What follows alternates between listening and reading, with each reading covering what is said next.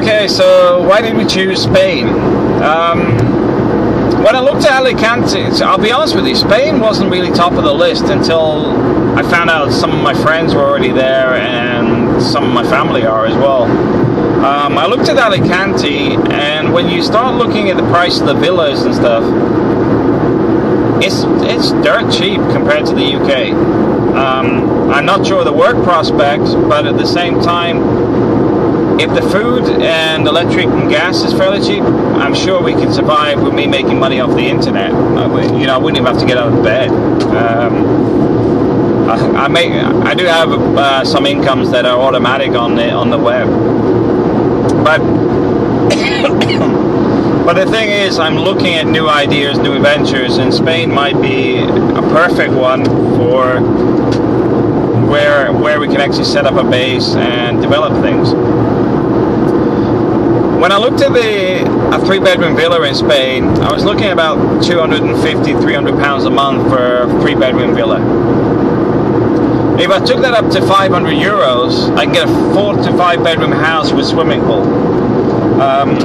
Now, I could afford that, but I'm not going to be getting it. And it may sound a bit tight, but there's a reason behind it. I'll take the 3-bedroom for now, because I want to lay down the foundations first.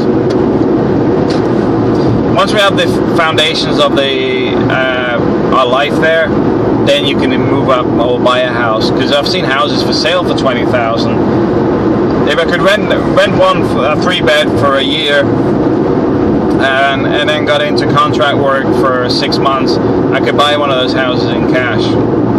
So, yeah, you can see why I'm choosing Spain. But you got to remember, the other side of this is that I'm prepared to commute for work.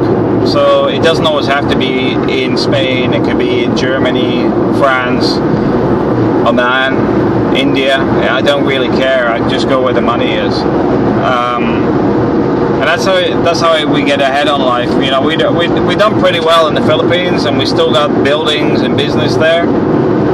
And that's going to continue to develop. It's a little bit on pause at the moment because this new route is going to not bleed me dry financially, but it's basically absorbing a lot of my cash flow at the moment. Once it's all up and running, though, I'll drop back to sorting out the Philippines. So we're doing okay, but Alicante, it's got low population, except when it's peak season. It's full of British people, which has its good and bad side. I'm not really fussed with beer-bellied Brits, tattoos, wandering around the beach. That's not me. I'm more interested in spending time with the locals, enjoying local restaurants and stuff. I'm not stereotyping. It's sadly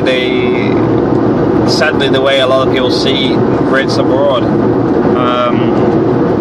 But at the same time, it's nice to actually be able to bump into people that you can talk to that are from the UK. The Philippines can be a bit distant sometimes, because you can't really talk to locals about stuff in the UK, because they're not really interested. They're interested in hearing about what the food's like, where you're going, what you do, and stuff like that. But you can't have like political conversations or ask people what they thought about this or similar TV shows, that sort of thing. It's a different culture. But I'm looking forward to Spain as well, though, because the food is amazing, and it's not far from Greece as well. Also, you got the climate, you got a nice population, and I'm looking forward to integrating in Spain. Also did a bit of work for a Spanish school, I think last year. I helped develop their website. I'm looking forward to, I might drop by there as well, just to say hello, because although we met on the web, we haven't actually met face to face. But the fact is, this is the thing about doing business online these days.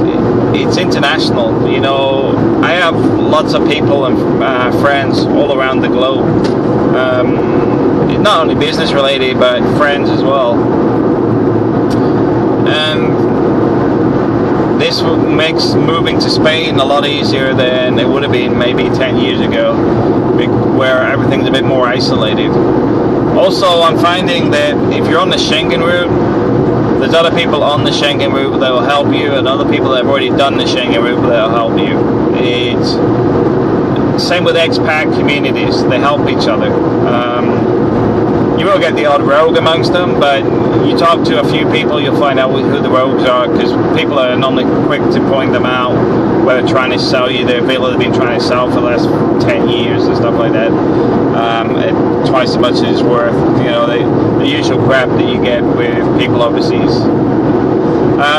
But beyond that, I can see Spain having great food, great weather, new language to learn, new culture,